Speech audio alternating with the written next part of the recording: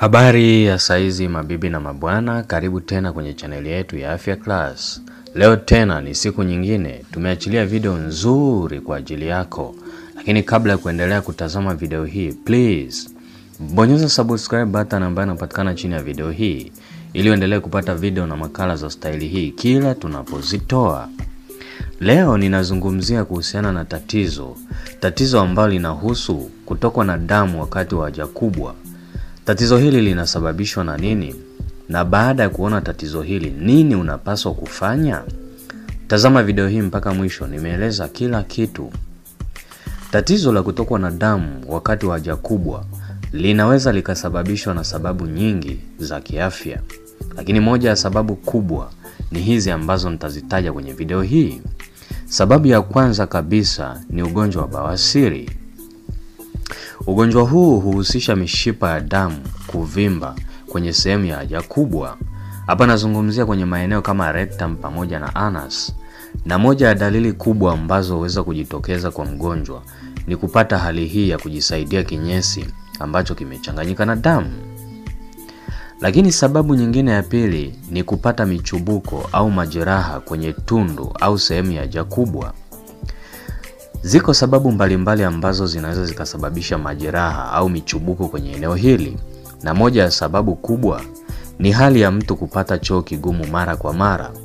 Kwa hiyo hali hii ya kupata choo kigumu mara kwa mara inaweza ikatengeneza michubuko au majeraha sehemu ya haja kubwa, hali ambayo inasababisha au inaweza ikachangia kinyesi chako ambacho kinatoka kikaambatana na damu. Lakini sababu nyingine ni maambukizi kwenye utumbo. Je, maambukizi yanasababishaje hali ya kutokwa na damu wakati wa haja kubwa? Unachotakiwa kufahamu ni kwamba yako maambukizi mbalimbali kama vile maambukizi ya bakteria au vimelea vya magonjwa kama vile bakteria. Mfano ni bakteria ambao wanajulikana kama Shigella, E. coli. Lakini pia yako maambukizi ya vimelea vingine kama vile virusi au vimelea kama amiba. Vimelea hivi au maambukizi haya vimelea hivi yanaweza kusababisha dalili mbalimbali. Na moja ya dalili kubwa ni pamoja na hizi: hali ya kuharisha damu au kutokwa na damu wakati wa kujisaidia, kupata maumivu ya tumbo, kupata hali ya homa na kadhalika. Kwa hiyo hii pia inaweza ikawa ni sababu ya kupata damu wakati wa kujisaidia. Lakini sababu nyingine kubwa ni vidonda kwenye utumbo mpana. Yako magonjwa mbalimbali ambayo yanasababisha hali ya vidonda kwenye utumbo mpana. Sasa endapo kumetokea vidonda kwenye utumbo mpana, moja ya dalili kubwa ambazo zinaweza zikajitokeza kwako ni hali ya kujisaidia damu au kujisaidia kinyesi ambacho kimechanganyika na damu. Lakini pia unaweza ukapata dalili zingine mbalimbali kama vile maumivu ya tumbo na kadhalika. Sababu nyingine kubwa ni saratani kwenye utumbo mpana. Hapa nazungumzia habari ya colon cancer. Vinyama au vimbe au hali ya saratani ambayo imetokea kwenye eneo hili inaweza kusababisha pia damu pamoja na maumivu kwenye eneo hili, eneo la haja kubwa.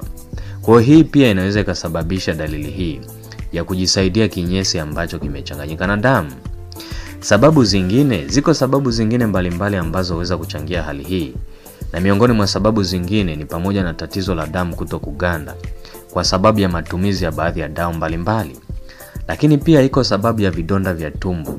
Baadhi ya watu au baadhi ya wagonjwa ambao wenye vidonda vya tumbo wanaweza kukutana na hali hii pia ya kujisaidia kinyesi ambacho kimechanganyika na damu.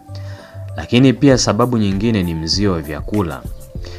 Wako baadhi ya watu ambao hupata allergic reaction kali dhidi ya vyakula mbalimbali, hali ambayo huweza kusababisha kujisaidia kinyesi ambacho kimechanganyika na damu. Kwa hizi ni baadhi ya sababu kubwa kabisa ambazo huchangia tatizo hili. Je, una tatizo hili na hujapata msaada wa tiba bado? Nini cha kufanya?